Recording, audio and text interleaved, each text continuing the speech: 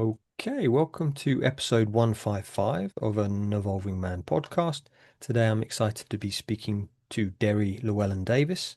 Deri is a boardroom strategist and creator of the Ultra States framework, which examines how humans perform under sustained pressure.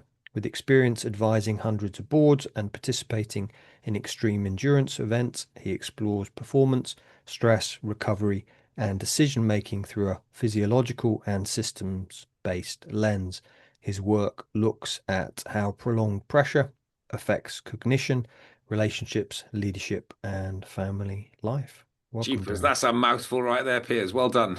Yeah, I sometimes mess up. And that Perfectly delivered. reminds me of class being at school and going, oh, everyone's watching. So, but yeah, I've been listening to quite a lot of your podcasts. And it's you've had a really fascinating journey. So I'd love for us to begin there of what's got you into the work you're now doing, Derry. Oh, jeepers, that's a big question to start off with, Piers. I think it was an accident. Let's just be honest. When I was sitting, I was brought up in a tiny little village in West Wales. So was I sitting there? When I grow up, I'm going to be a boardroom strategist to hundreds of companies. It wasn't even on my agenda. I wanted to be a fighter pilot. I watched Top Gun, and the only thing I knew in West Wales was the RAF base. So life throws its curveballs. But I think the systematic theme through my life's been curiosity. So I've always been curious. I love life. I love business. I wanted to be the best person I could be, and that was an evolution. I think that was part of through my adoption, and I was constantly seeking who I was, and that's served me, I think, for decades. And got into the business world. And I think this is, you used the word as we were talking earlier, synchronicity. And I think synchronicities take you on this journey.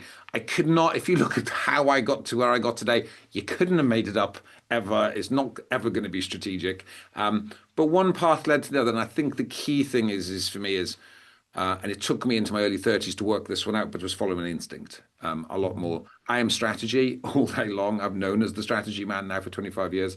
But with strategies, this other thing on the side called instinct. And I think Mm. if we can guide both of those simultaneously, I think that's where the magic begins. And I'm very blessed, and I feel very blessed to be here talking to you today and everyone that's listening. And I'm very blessed with the journey I've had and on. Right, I'm still beginning. I still got a shitload left ahead of me. So I still think I'm a learner. I've still got my L plates on. Right, I'm just coming out of the guns. Me too. I've got a long way to go as well. So thank you. Yeah, fascinating. And I love that strategy, but instinct.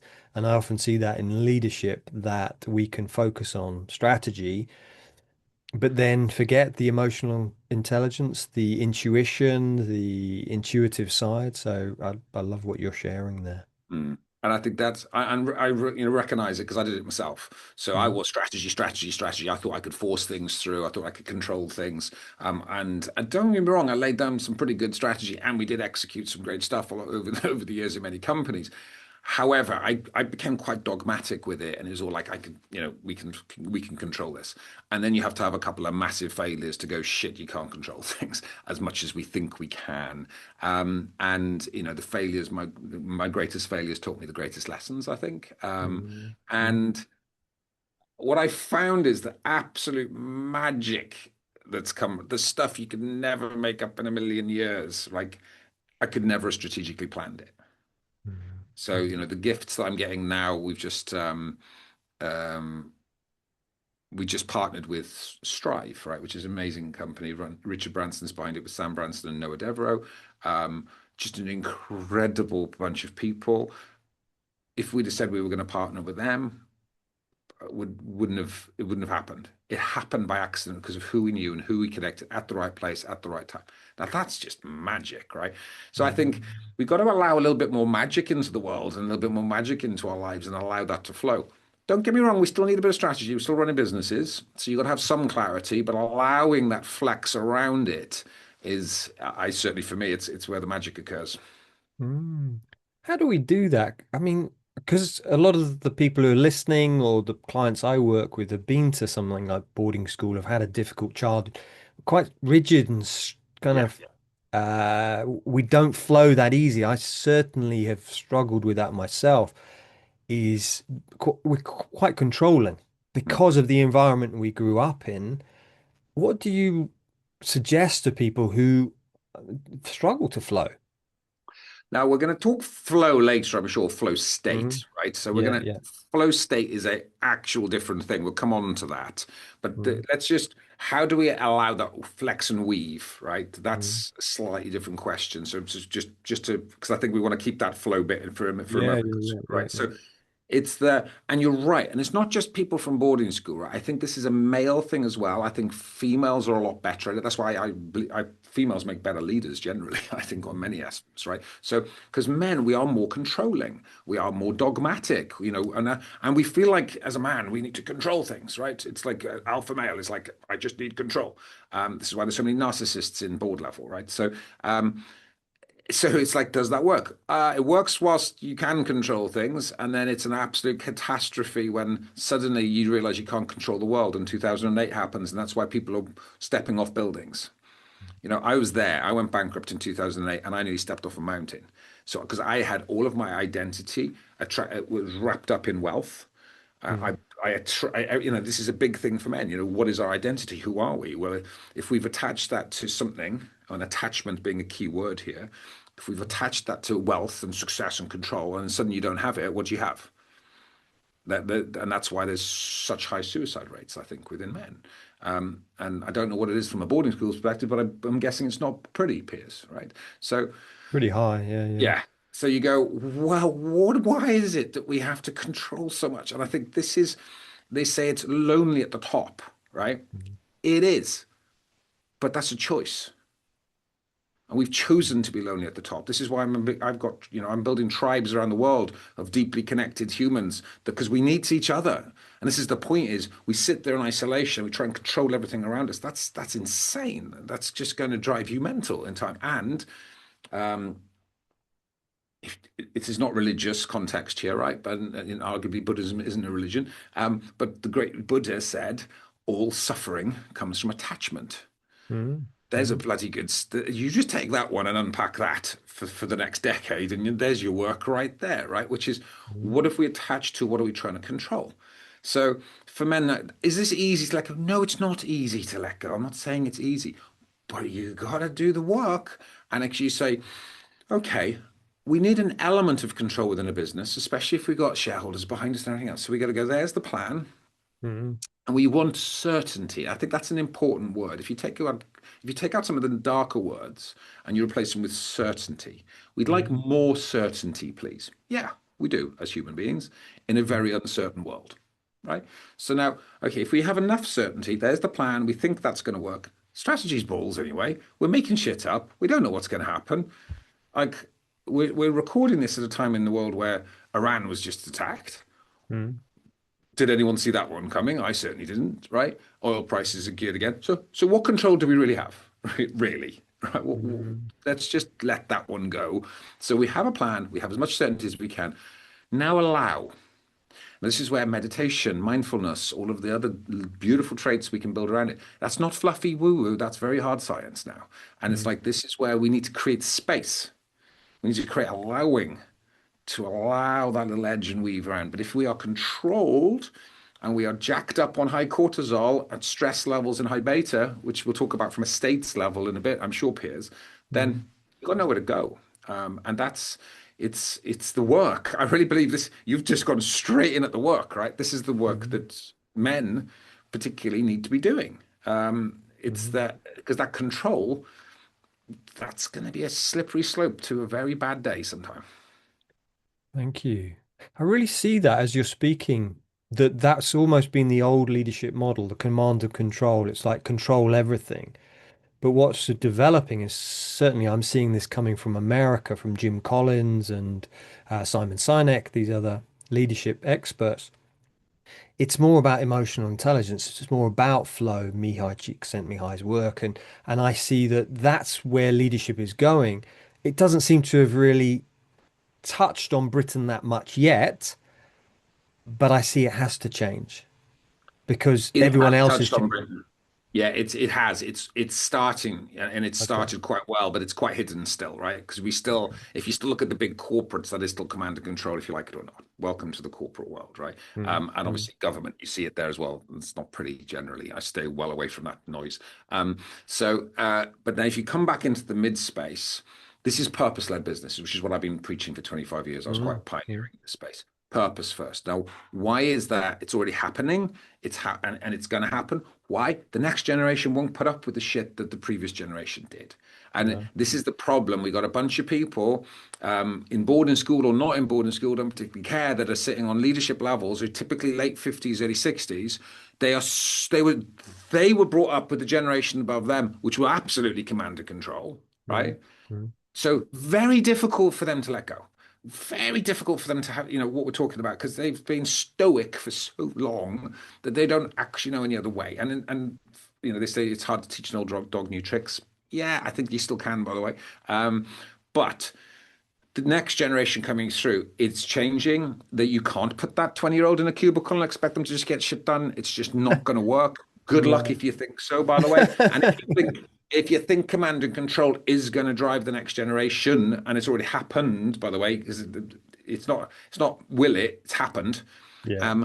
87% of people are disengaged in the workforce right now globally. The problem there, and people will just leave.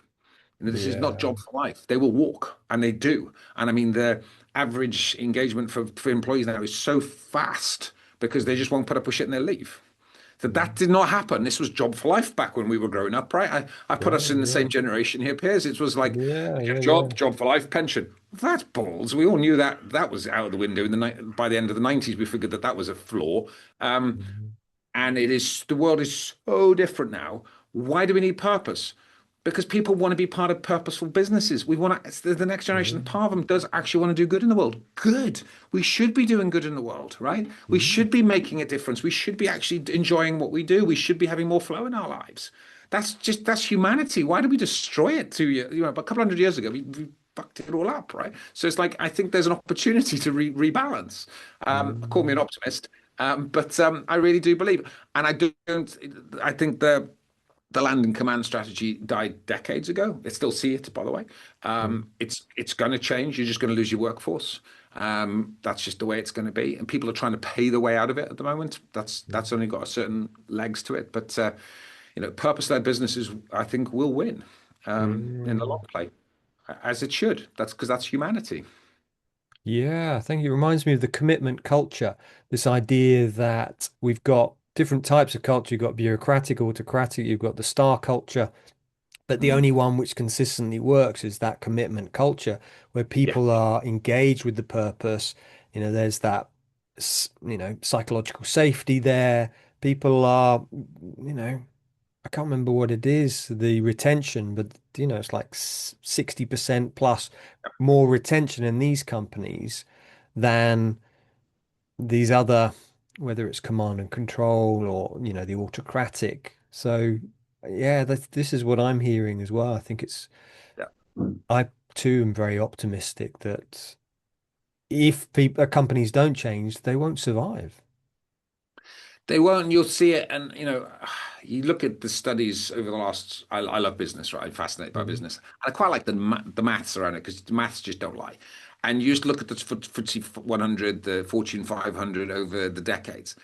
You know, mm, Blockbusters isn't here anymore. Kodak's not here anymore. It's the rise and fall of empires just happening faster, and you can see the car crash coming even more.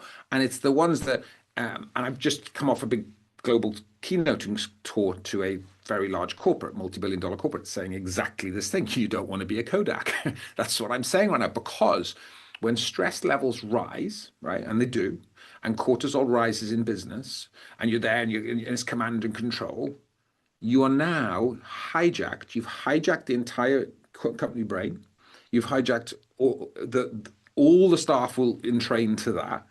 You now have an inability for creation and innovation, and you will backtrack. So it's mm, like the science behind it. It's obvious. Like if you are there and you're stressed and you're trapped and you're in control, you're trying to control something that uncontrollable. What you mm, really need at a time like that is flex and to be able to see and be creative and join up the new dots to be able to move in the right direction. That's how the companies survive. This is why Apple and Amazon and the likes have become and continue to become, because they've got amazing innovation built within their cultures, right? Mm. So, whereas if you're command and control, that's it. I'm going to control the markets.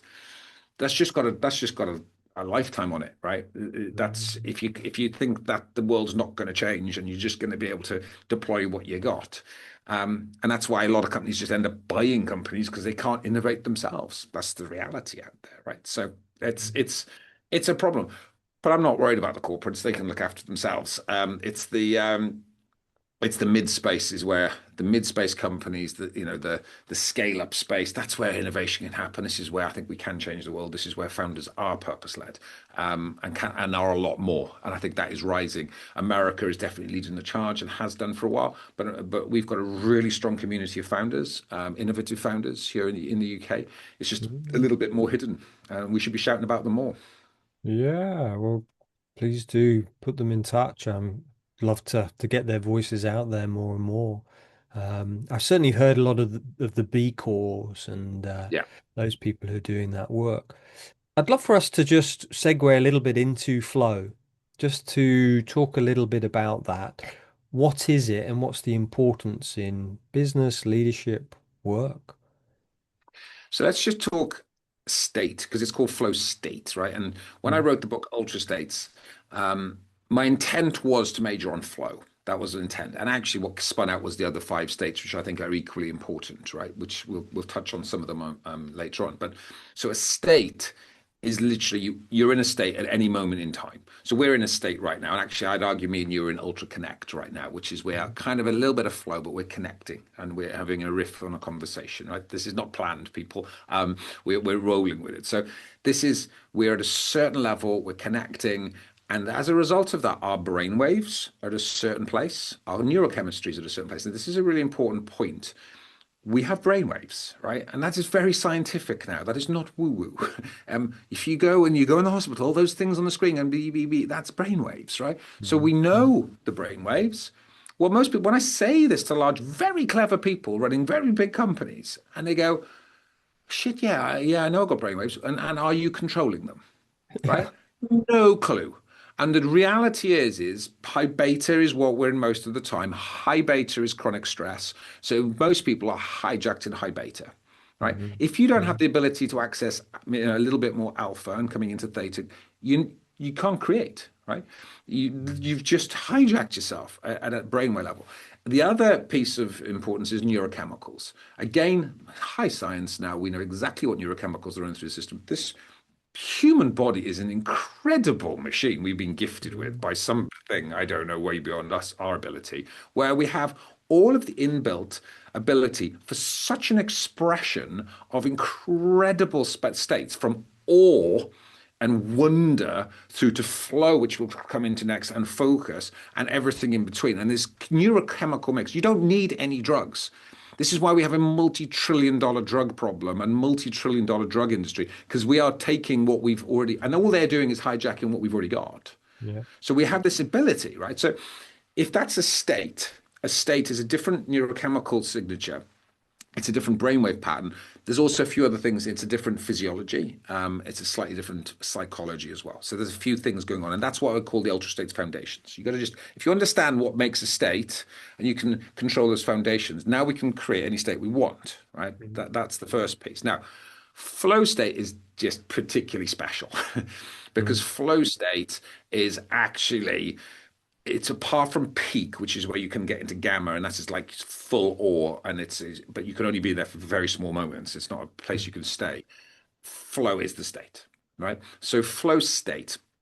This was coined by Csikszentmihalyi. You've already mentioned him, and well done. We can both say it. I had to learn to say that name. Me too. You have to look that one up and get the dictionary to tell you how to say it. So Csikszentmihalyi coined this 50 years ago. And Csikszentmihalyi studied the greatest people on the planet and was just trying to figure out what the greats did. Mhm. So, and I mean, great musicians, great artists, great neurosurgeons. He looked at everything and just sort of went, what is it that the great are doing? And Mhm. what's the thread? And what he said, and he called it the secret to happiness, was the thread that pulled this together was this thing called flow state. and that's where it began. So when we're talking about flow state, it's very I'm very specifically talking about Csikszentmihalyi's work and how he's coined it because he did a great job. Don't mess with it, right? So flow. Let's just get practical now. What is flow? Everybody here listening to this has experienced flow. It might have been a long time ago when you were a child. Depends just how derailed you've been. But flow is when you lose track of self, lose track of time. You're just fully immersed in the moment and you're there. You're still concentrating. It's not meditation. It's not, you're still concentrating, but you're concentrating on a task at hand. You're typically learning and growing in that period because it's something you're wrestling with. It's something intriguing, something puzzle almost that you could be in with. Mm. And you could be in there for 30 minutes, 2 hours, you just don't know. And that's the magic of flow. And flow has got the most potent chemical signature to it. The neurochemicals that are firing are amazing. That's why you feel amazing in flow. It's got a very specific brainwave pattern associated to it. You have to be able to drop into a slightly different brainwave frequency. It's not beta. It's a bit of beta and jacking into alpha. And there's a couple of other things going on there. So it's very specific. And when you're there, it's like magic. Now, it's not just woo woo. So people thinking, okay, Derek, just more magic in my life. No, the and it was McKinsey's quotes on this: Mm. 500% productivity gains, Wow. 300% creativity gains, 200% uplift in purpose. If anyone doesn't want that, then can't help you, right? So it's like this is the state. Plus, it just feels fucking great, right? It's just like, why wouldn't we want more of that in our lives? Thanks very much. So that's flow. Now, most people have experienced it in sport or art or music, right? Or something like that. You can experience it anywhere. It could be chess. So, well, let me ask you, Piers, where have you experienced it? Because I know you understand this work a bit deeper.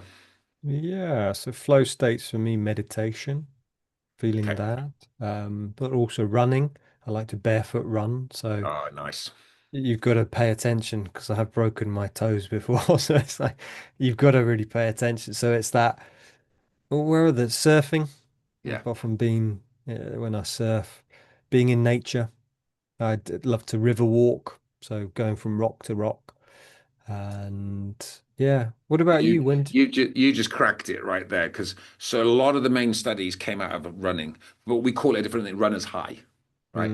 Mm, You'll mm, see flow's been called lots of things. So Csikszentmihalyi didn't own flow; he just coined it in a different way. mm, It's mm. is in the pocket, getting in the pocket and sport. This is this is the runner's high. So people who are running who love running, and you have to. This is the key. To get into flow, there's a number of triggers needed. One of them is intrinsic motivation. You have to love what you're doing. Yes, Now yeah. that's a really important one right there, right? So Mm, if a lot of people go, oh, I run, I don't fucking love running, so I go and get into flow. Well, you're not going to get into flow if you don't love running, right? So it's just that's not your bag. Go find something else that you do love. So for me, I tasted this through ultra endurance. So when I was doing ultra endurance and running, that was when I was starting to tap big levels of flow because I ran 6 marathons across the Sahara with the Marathon okay. des Sables, right? One of my early crazy things, right?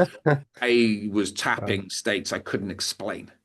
Like Mm, in points in that desert race, I was done. Right, like 6 marathons across the Sahara, carrying everything you need to survive on your back is the toughest foot race on earth, and it's brutal. And I was done in a day three. And yet, how did I cross the finish line? Because it was beyond me. It was beyond physiology. It's mm, beyond mental capacity. And actually, what I was doing, I was tapping deep flow, and the neurochemicals were getting me through. I didn't know that then, by the way. And then in mm, the mountains, now I get my flow from mountains all day long. I love mountains. Surfing, by the way, I did when I was a kid. I'm going back now to get a bit more because a lot of the research of the flow research collectives come from surfing. So surfing mm, is one of the mm. biggest flow states. Again, a lot of science done behind that. So you see, you can start to feel it. So everyone listening to this, what was it? It might have been when you were younger and you were playing cricket or you were playing whatever. You look at all of the sports, rugby, massive flow. Now Mm, that's getting special because if you I was very blessed. I played for some great teams. That's group flow. You get mm. everyone individually on the bus and everyone's doing their piece and you join that together in unison. That is group flow. Group Yes. flow is what we can get back into business. Imagine a business is operating in group flow. That's Mm, exactly the work of Csikszentmihalyi. It was like, shit, if we can get every individual in flow, and that's coherence now. You mm. literally, and entrainment, Oh, that's how that works. The greatest sports teams in the world, you watch them, that's flow. Mm, That's mm, exactly it. And what I then realized was I was getting so much flow outside of work, so much in the running and so much everything else. It was coming into my work and I didn't realize it because I was speaking on the stages. I'm in flow speaking. I'm in flow right now with you. There's a bit of flow and mm, connect. We're mixing up two states right now, right? mm. Um, and I was, and I couldn't work it out. I was like, wow, why? And I was burning. And this is the interesting thing. I was burning out. But it's like, but I was loving what I was doing. Like, hang on, I shouldn't be feeling burnt right now. And it's because when you are firing flow so much, you are burning neurochemicals so hard, you Mm. need to recover. Yes. And I Yeah. think this is the big, even if you can get into flow, a lot of people on the call aren't in flow, they're in high cortisol and beta. Okay, Mm. let's get you into flow. You'll feel great, but actually then you need to learn to recover properly because you'll literally be an ultra human at this point. You'll be able to fire so much better. The hardest skill for most leaders is to learn how to recover better. Yeah. And There's a that's the great key. I can't remember if it's Brad Stulberg's book about peak performance. They talk about this equation of stress plus rest equals growth. And what I see with a lot of my clients is it's just stress plus stress plus stress equals burnout. Equals We've break. learned, Yeah. and especially if we've been to something like boarding school or challenging upbringings, we can't stop.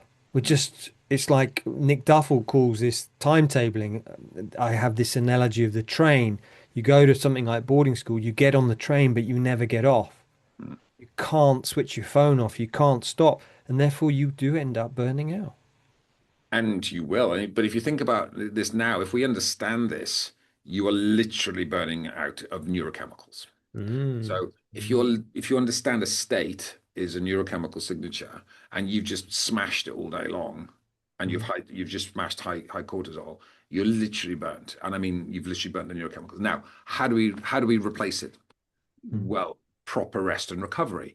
Proper recovery. And I can tell you now, Netflix is not recovery, more dopamine.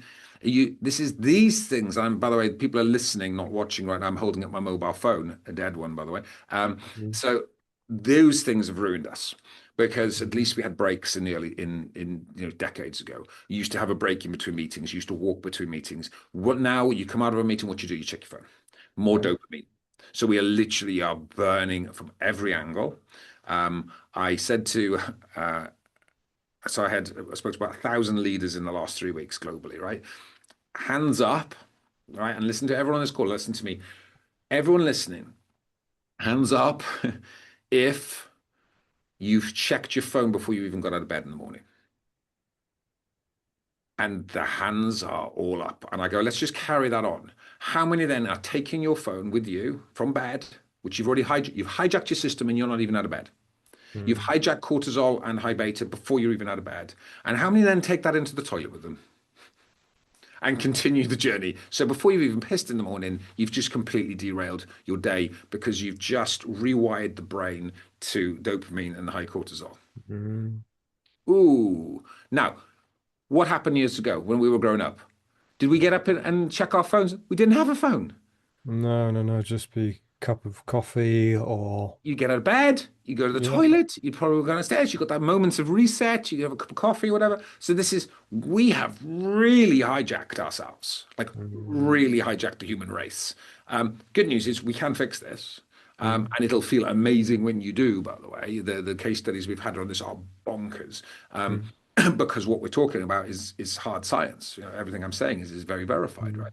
So Yeah, yeah. we can fix this, but you got to understand. People go, oh shit, I get it. Yeah, I get it now. Yeah, I've completely ruined it. I'm not. Yes, you have. Right? Not your fault. The whole world's conspired to that to you. But let's fix it, shall we? And I think this is the key opportunity. If we recognize what state we're in, or not, Mm. as the case may be, we recognize we can choose something different, but we're going to have to adjust our habits and we're going to have to go to work to rewire a pretty bad system at the moment. It doesn't take long. In fact, we call the sixth ultra state is reboot. 3 days, full reset, you can actually get back in the game pretty quickly, despite how stressed or how burnt out you can be. but you do need a full, most people will need a full reset.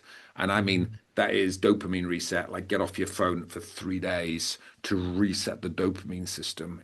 And usually fasting Mhm. protocols, water fasting protocols, we might need to reset the body. We just need to Mhm. reset. If we've been burning it Mhm. for so long, you just got to stop it at some point and just and that's actually going right down into allowing the body to access proper deep delta from a Mhm. brainwave pattern. That's where recovery and healing really happens. If we don't allow the body to go there, if you're getting shit sleep at nights consistently, that's a slippery slope to a very bad day coming. So Mhm. Thank you. It's interesting. Yeah, it's something my wife and I used to do once a year. Kind of came out of Mantak Chia's work from the Universal Healing nice. Tao, and it was a darkness retreat. So Yeah, we used to put kind of black, it kind of blinds everywhere yeah. and masks, and often would fast from Friday night through till till Monday morning. So it'd be 2.5 days of darkness. And I just used to find it so rejuvenating. Didn't do it this year actually. Um, didn't want to do it on my own, but there we go.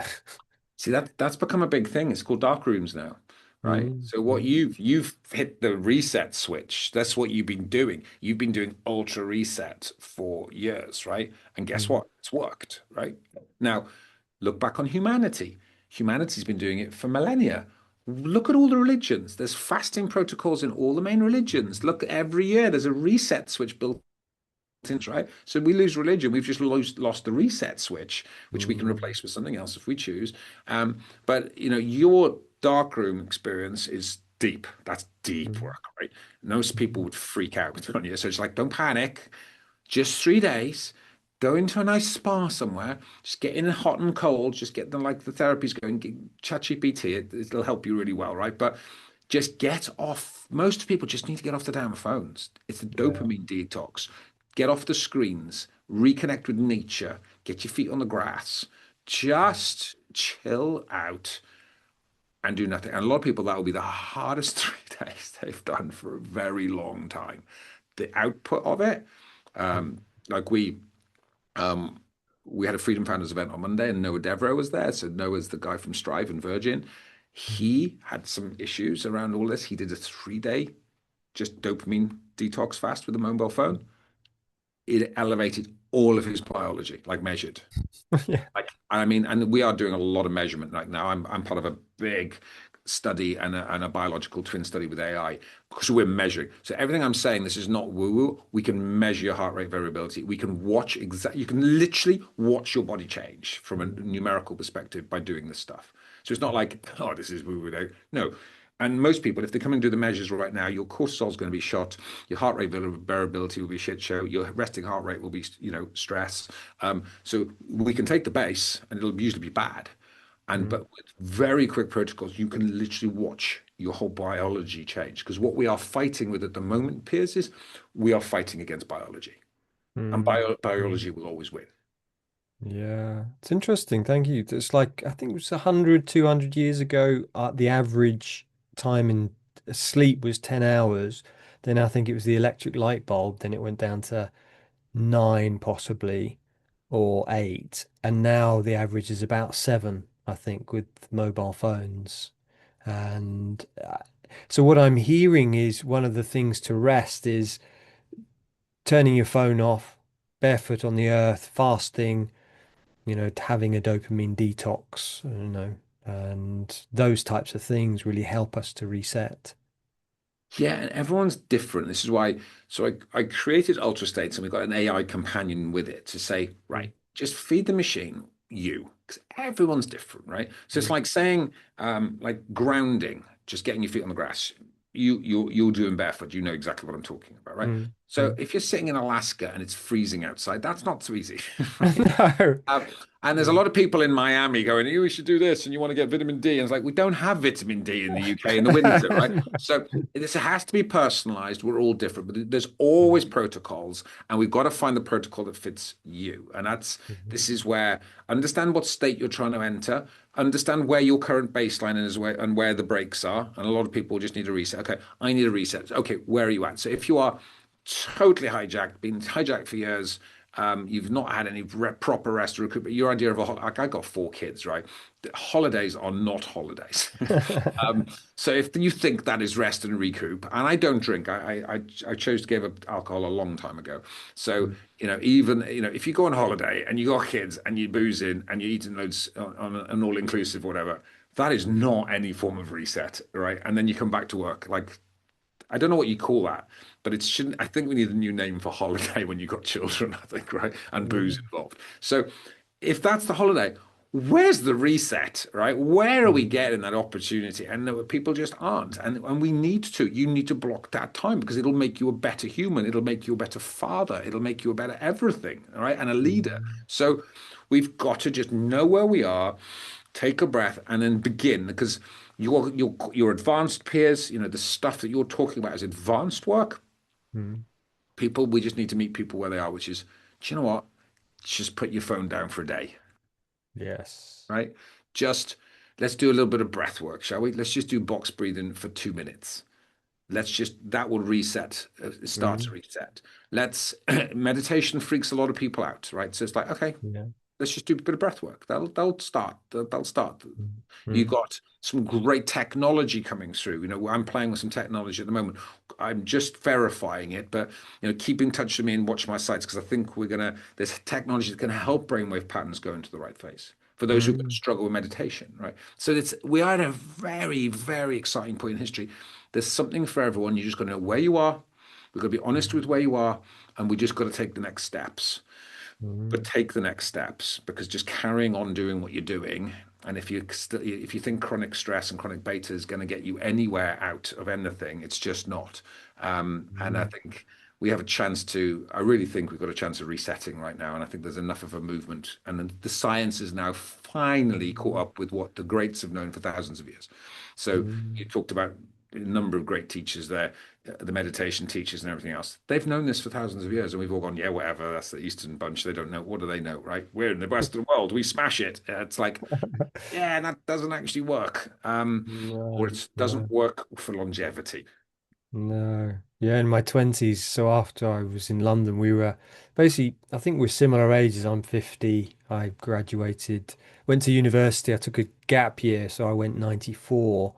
And then I went to business school. I worked in London from 98 through till 2000. But I had a breakdown. I ended up in a Buddhist monastery for a number of years. And for me, that was a huge reset. Mm. You know, it was a very ascetic tradition, Thai forest tradition, meaning celibacy, no eating after midday. So all of the protocols. And yeah, for me, that was just like a That's a wake up. reset right there, right? Yeah, I was interviewed by a clinical psychologist a few months ago, and he said, "God, you've had an extreme life." I'm like, "Have I?" I'm like, "Okay, yeah, maybe I have." And so I found though that kind of the reset just to be so powerful. And even if I just go back for a week, Mm. once a year, I was back visiting a friend who's an abbot of one of the monasteries in Europe. Just a week, just for Yeah, me, it's just a reset, or even a weekend, or even a day. yeah. And That's this is what we're calling. So in the six ultra states, the sixth state is ultra reset, ultra mm, reboot. So this reset reboot, you might need a few more in the first year. If you haven't mm, reset for a long time, you might need ease in a weekend or a day, and then another weekend, and then a 3 day weekend. So because it might take time. This is where retreats. We partner with Strive and a number of other players on deep retreats. You just mm, need to take yourself out, go in a deep retreat. They sort it all out. So the food's right. You got the mm, yoga on tap. You got the best breath work. It's like you just want to go somewhere, phones away, and almost be held in that space for 3 days. This is why I think retreats are a massive win for those that need it. And then you get that a bit bigger. Now my resets have been accidental. mm, I've gone very big adventures every year, right? So mm, climbed the highest mountains in the world, run across deserts and stuff. What is that? It's not a reset quite in the way we talk about, but it is because I've mm, immersed myself in nature for like week, 2 weeks, 3 weeks on end on the high mountains with no technology, fully immersed with the mountain. Brutal physiology because we're pushing ourselves to that. But boy, mm, does that clear the mind out. You can't think. because you're surviving, and then you come back off that, and I've come back reborn every single time, right? So I was accidentally putting in these deep reboots. Don't worry, everybody, you don't have to do what I crazy shit I do, but you go take yourself away for a long weekend, get off the booze, sit there, eat clean, connect. And I can tell you do that, and then you want to plug it in every quarter and every year, right? That's when it Yeah. becomes you do that, this is longevity, this is health optimization, this is whatever you want to call it. I want to live as long as possible, as healthy as possible, and as vibrant as possible. I don't want to be in the nursing home like my grandparents were on a slippery slope in the last 10 years of their life. They may as well have shot me early, right? So that is not how I want to go out. But if you think you're going to get to there and you don't need to deal with a few things now, you're deluded. We gotta lean in. And I'm 51, so I'm a year older than you. So we're on a very similar path, right? And I'm here, like, I reckon I'm here till 106. Let's go, right? So, but I'm very consciously choosing my vitality. I'm very consciously going, I want to be the best version of myself. I want to feel great. And this stuff, I mean, you feel it. It's not like a nice to have or a book, blah blah blah. It's like I was asked on a stage. It was just pre-Christmas because I'm doing a big health optimization thing, and there's a biological twin project we're just launching on me. I'm a bit one of the poster boys for one of these biological twin things, right? Mm. So my biological age, now this is measured by telomeres, right? So telomere analysis is part of the biological age. My last biological age, 27. Right. So I'm 51 and my biological age was 27. My VO2 max age was 33. My strength age was 35. So I'm like, I'm on it, but am I working for that? I am. And the person in the audience said, Derry, but do you really feel like you do when you're in your 20s? You're 51 now. Do you feel as good as you did in your 20s? And I had to pause. I had to think that one through. I'm like, no, I don't. I feel better. Mm. Because in my 20s, I was pissed half the time playing rugby. I used to Yeah. only drank once a week. It was play hard at the weekend, smash it that night as a rugby player. Everyone who knows rugby knows what that means. Never used to drink any other time, by the way. But then that hangover probably dragged through probably the next 5 days of the week. How we did it, I just still don't know. So through my 20s, and I was smashing work. I was really on it with work. I was working long hours. My sleep was a shit house. It was like, so my 20s was a blur. I did a lot, apparently. If you look at my CV, I was very successful, allegedly. But feeling wise, cognitively, I'm amazed at what I got away with in my 20s, right? Now I am clear, I'm on it, I feel great. So I'm like, this is not we age and it's just a slippery slope. That is balls. We really don't need to do that. I feel my best and I'm 50 and I'm just getting better, right? And I intend to Mm. crack on with that. Why would that be a slippery slope? And one of the key leaders to that, Piers, is purpose. Yeah. So I'd love for us to segue there because this was another synchronicity. The conversation with your father. Mm, So my father died when I was 24, and on his deathbed, I basically he'd been an ex-boarder. He'd been very brutal, harsh with me, an alcoholic. And I challenged him on his deathbed, basically saying, I felt like you hated me my whole life. And he started to cry and he said, I'm so sorry. I do love you. But he said, my whole life's been a lie, Piers. It's just been an act. And it really resonated with what I heard you share about your father, slightly different. But I was wondering how many of our fathers and mothers have had that similar experience. And for me, I went off to Africa after he died. I left the corporate world, I left business. But I'd love you to share your story, please, about your father and how that brought you into purpose. yeah, it's got such synchronicities between us, right? So Mm. I was a little bit older. I was just coming into my late 20s, and my dad diagnosed with cancer, like so many have and happens, right? And then I was sitting there holding his hand on. I didn't know that was his deathbed. He died 2 days later after this conversation, but um, and he suddenly held my hand. He looked into my eyes, and it was just weird. My dad was not emotional, right? So um, that generation just wasn't, and I don't blame him for it, right? So, and he said, "Son, I regret so much." And I just never expected those words to come out of his mouth, and that's a legacy he's left me, right? And he went on to tell me what he regretted. He had an opportunity to start business twice, but didn't. He wanted to travel the world with my mother, but didn't. And a lot of it was fear-based. This is why I did my original TED on fear. It's like, why didn't you, Dad? He was scared. That's the reality. And a lot of the men out there listening to this, you're scared. We're scared little boys. And then we just put a mask on and we control the world. But behind that control and dictatorship and narcissism is scared little boys, is the reality, right?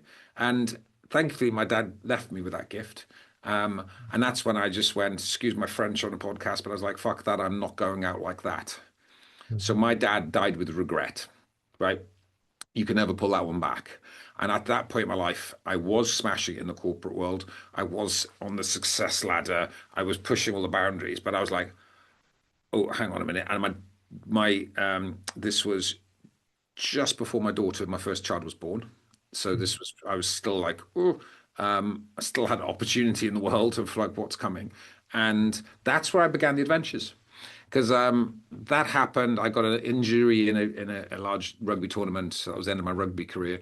And everything kind of back to what you attached to. I was very attached to rugby, right? And so, suddenly, if you don't have it, what's your identity now?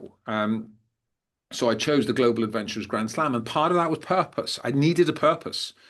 You know, my purpose was rugby for so long, and then suddenly I didn't have it. And I didn't want to be a spectator. So I chose this Global Adventurers Grand Slam, climb the highest mountains in the world, run across the desert, run across the jungle, both poles, and an Ironman. And all that was I want to see the most amazing things the world has to offer, and I want to discover who I am in the process. And that's purpose, right? And I've been following it ever since. Do you know what's kept me busy for 20 years now? Is it 20 years? It's not far off.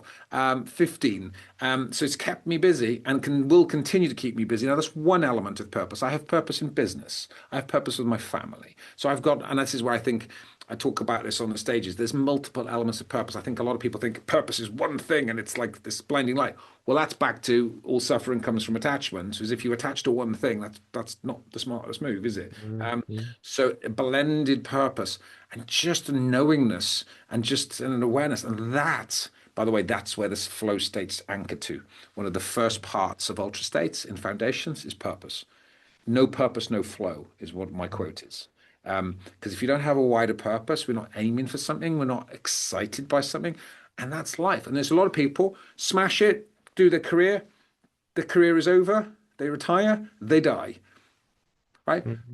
What's that all about? And for me, like my purpose is never ending. That's why I want as much time as possible because there's no end to it. The moment retirement was the stupidest idea for flow, by the way.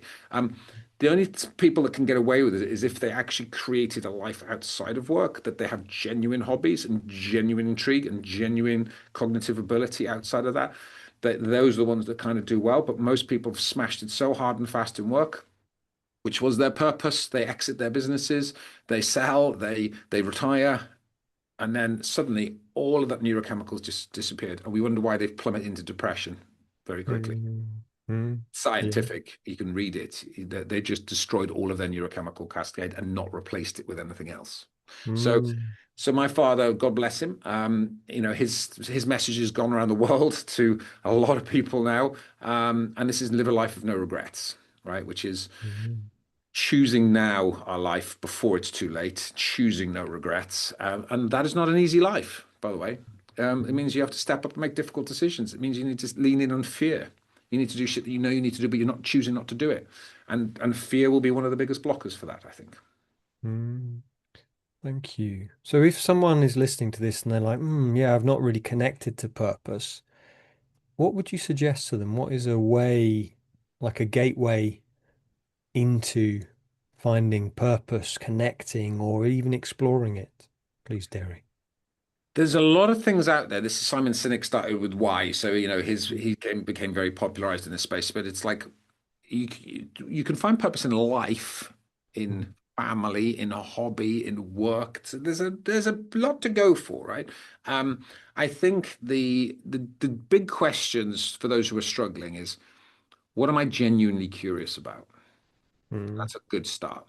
If you've got passion, what do I genuinely love to do? That's a good one. But a lot of people just don't know what they love to do anymore. If you're so flatlined, saying what am I passionate about or what do I love to do?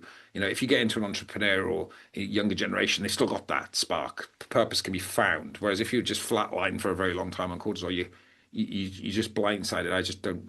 I'm flat. There is nothing I love anymore, right? So then you've got to kind of jump out of that and go, what am I curious about? What problem would I like to solve in the world? Mm, What's wrong with the world, and where can I help it? This is about service at the end of the day. This is about genuinely leaning in to go, let's mm, solve that bit.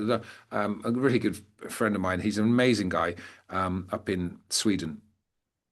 He sold out his company. He built a company in the gambling industry and got slammed for it because it was gambling, and he made a lot of money, right?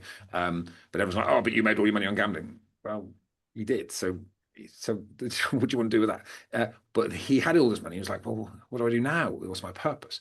And he mm, just chose. He loved oceans. He loved water, and he said, "My purpose is going to be oceans." And that's it. Because he loves it. He was genuinely concerned about it because he's been a free diver and stuff, and he's seen all this shit in the ocean bed. And he mm, just leaned in because he loved the oceans, he loved his free diving, and he saw a problem. And he said, "I'm going to help with that." And he invests in all ocean projects now and cleaning up. So how much good has he done? He's done massive good already, and he's only just beginning. But that's a mm. beautiful example of someone who's, and yes, he had money to invest. It doesn't really matter. If you're passionate about the oceans, another good friend of mine in West Wales, where I was brought up in Pembrokeshire, David Kennard. It's I'll no beautiful, touch. Pembrokeshire. So I it's love, I a love beautiful Pembrokeshire. coastline, getting Mm, ruined with pollution if we're not careful. So David mm, Kennard, a dear man, he's a plumber. We played rugby together from an early age down there. I love him. Do you know what he does? He just cleans up the oceans. And that's what he does. mm, Him and the guys and girls down there in Pembrokeshire, they're just out on their boats, they're getting their diving suits and they're just clearing up the oceans. So you've got one guy, very wealthy guy investing in massive cleanups. Other people, do you know what? Just get your wetsuit on and let's just clean it up, shall we? mm, Both on purpose, mm, massively. So you go find something you care about. Find curiosity, find something you genuinely want to change in the world. And let's all stop being mopey and pissy about everything and just get out and do something about it, right? mm, That's where purpose begins. In mm, businesses, we go in and go, big part of what I do at board level, what do we love to do as a business? What's the passion? And what service and value are we bringing to the world? If we can answer those pretty genuinely, then we got a business to be proud of, and you'll attract the right talent to it. So there's depths on all sides, but I think, and one of the big triggers of flow state, by the way, is curiosity. mm, So you can mm, start to see how things start to stack in your favor if you just start to lean in the right way. mm.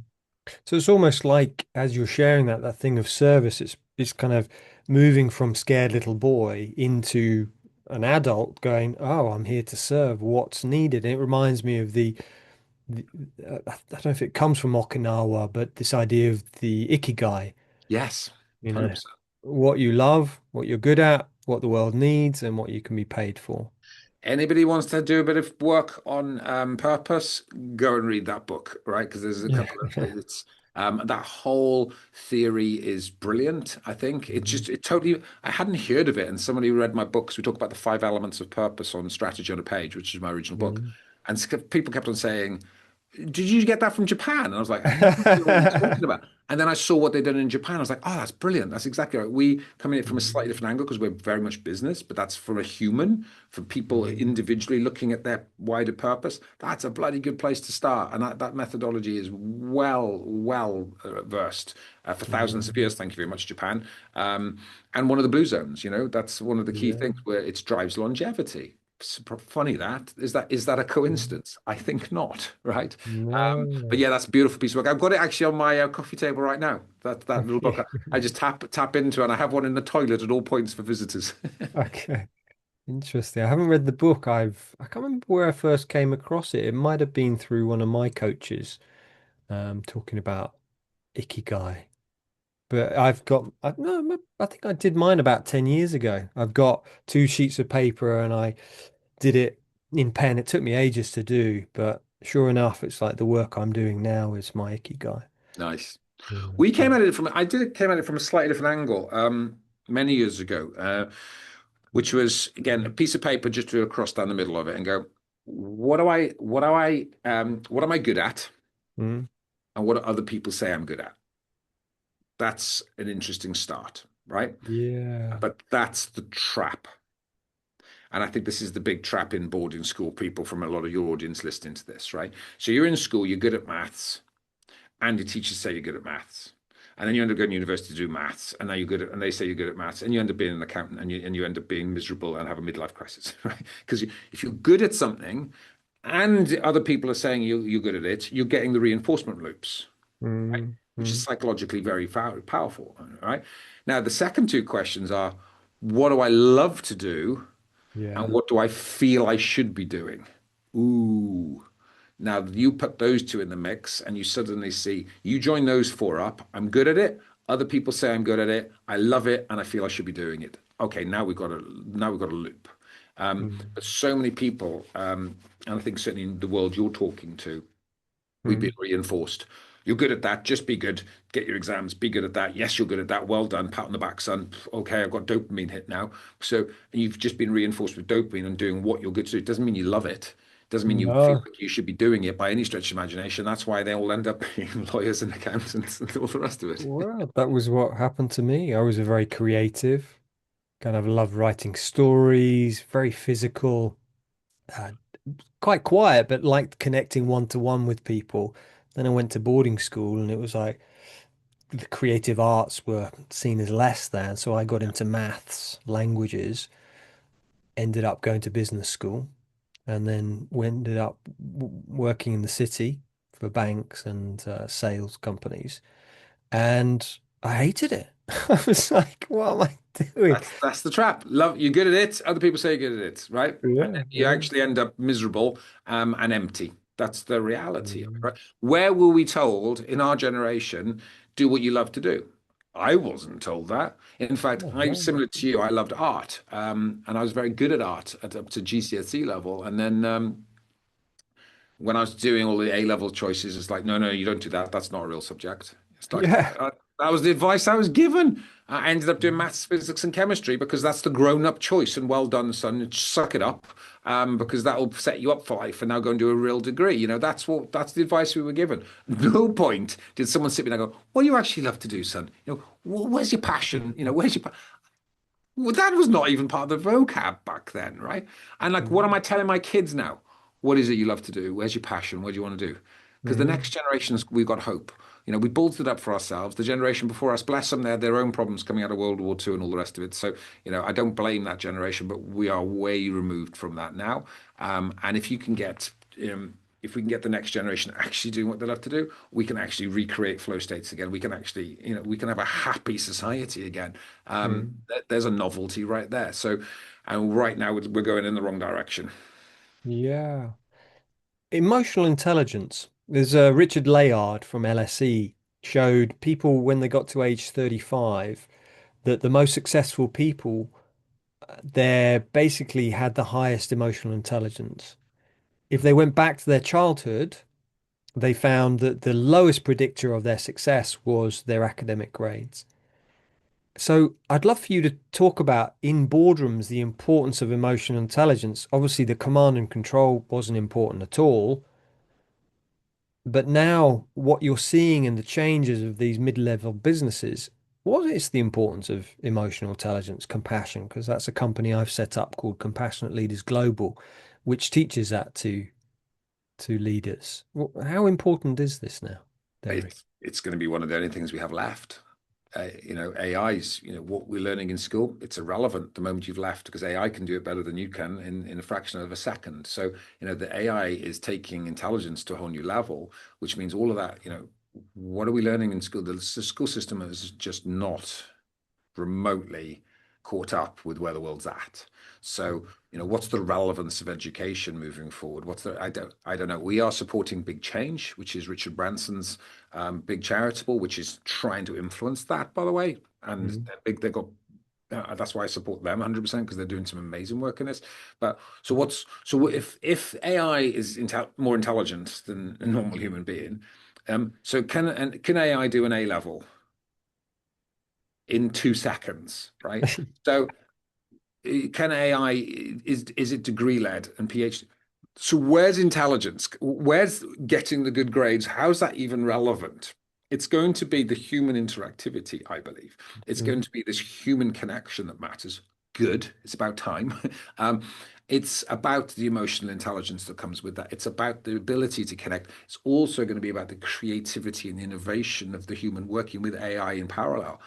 That's what we're doing next. So I would argue, Piers, you're right at the forefront, right? Because mm, never before in human history have we been in a place where I believe the human element, the human connection is the power, right? So mm, it's what's coming through at the moment. I don't give a shit what education you've got right now. It's irrelevant. And what I'm seeing is the founders that are winning. Look at the startups and the founders. Most of them. You look at all the grades they just dropped out of uni, didn't they? Zuckerberg was like, "Fuck this, I'm off to start Facebook." The stories tell us the greatest entrepreneurs are the ones who will take the risk, is going to lean in, that they've got a human touch. Some of them don't, admittedly, but they are creative, they're innovative, they're going to be in with it, and that means emotional intelligence, 100%. And good. Thank goodness. The only risk to this is that we're so trapped behind these things, picking up mobile phone here again, is that is removing emotional intelligence because we've forgotten how to communicate with other human beings because we're communicating in a very text messagey way, like seeing my teenage daughters and how they interact. A bit scary, and I'm very biased towards my daughters because I think they're amazing human beings and they have a very great ability to communicate. But I force them. We're out when we're in a restaurant or in a shop. I'm like, you ask, oh, Dad, will you just order for me? No. There's Great. another human being. It's a stranger. Talk to them, right? Yeah. Because they've got to learn and they've got to learn to interact. And I think that will be one of the superpowers of the next generation, for those who choose to Mm. choose it. And so I think you bang on the money, Piers. Interesting, yeah. Zach Cass, who's one of the, who was not a founder, but one of the senior managers at OpenAI, ChatGPT, and he was asked on this conference a few months ago, what do you recommend when someone comes up to you and says, what should I be studying? I was thinking it was probably prompts or something like that. And he says, no, it's soft skills. It's emotional intelligence. It's empathy. It's Mm, resilience. 100%. And it's, Psychology big one. How does the human mind work, right? So yeah. my middle child's really into that. Mm, And I'm like, yeah, great. You get all over that. Get into neuroscience. Understand exactly how the mm, brain's firing, right? So it's like that's isn't that interesting? Because you know what? We can learn prompts like that. And by the way, mm, it's changing so much at the moment. So what are we left with is humanity at its best, mm, actually, I think, which is exciting, or and at its worst. I choose mm. best. Yeah. So as we start wrapping this up, is there anything you'd like to share with my audience that you've maybe not shared in other podcasts? Something which you're like, actually, yes, this is a really important thing to share. I think we've talked states today. And obviously flow state's always the big topic, right? Because it's got Mm, such powerful, it's very, very underpinned. When I was creating ultra states, the state that was the biggest argument for me was ultra connect. mm, And I mm, think that's the one, if I look back, which is talks to exactly to the point you just talked about. So mm, a state of connection is you can't connect with another human being if you're hijacked in stress. So think about you're in a board meeting, you're in a meeting room, and the person who's leading the meeting comes in and they're stressed, and you feel it, right? And they're like, "Rah." Now, does that entrain the entire room quickly? Yes, it does. yes. Everyone's hijacked immediately. Everyone's into high beta and everyone's in cortisol. So if we know that and you felt that, you also know that if somebody walks into the room and they're calm, and actually I do breath work at the beginning of every meeting, let's just all take a breath. We just get in the right place. Now let's go. Now, can that change an entire meeting and can that change an entire destiny? Yes, Mm, it can. So we have to choose as human beings to be able to connect. And I think that's the most underused and most understood state, which is because this is cortisol. This is taking cortisol and turning it serotonin, it's oxytocin, it's the connection state. But we can choose that. And I think the biggest message I can give, I think, here is lean in and understand, connect more. The more we mm, can connect with other human beings, the more I think we can change this world. If we truly care and we can connect deeply, we've got a chance. And also, then, if we can connect with yourself, you can connect to other humans. For anyone that's got children out there, it's what we call the transition state. And if you're in a focus state or a flow state, any state, to be frank, you've got to know how to get out of that state and be able to transition to the next state. So, and this is where I need to be able to transition, like from here, Piers, I'll be leaving the studio. I'll be heading home. I'm going to do a bit of breath work on the way home to reconnect because I've got to reset to sit down for dinner with my children. Mm. I know I need to be in connect state. So I need to prepare myself to be in connect state. So I'm not just still, I could come off this in flow and like, woohoo, jacked off the podcast and be fired up over dinner and not actually hear what my 13-year-old had to say. So I think my biggest lessons from curating flow states, ultra states, was the state of connection. And I think Mm. that's what we're losing as humanity. And I think that's the one we can bring back. And if we can do it, it's the most beautiful state. This is why we sat around the campfire for thousands of years. And I think we need to bring it back. So, and more campfires is what I'd say. Definitely, definitely. Well, you're welcome if you're up in Yorkshire at some point. Come and sit around a campfire in my garden. I've got a I'm lovely in. fire pit, I'm in. And I think this looking over is the moors. the science behind this, by the way, is insane. You put humans around a campfire Mm. and in a conversation, literally the connection and the gaze to the flames and everything else literally entrains a different state.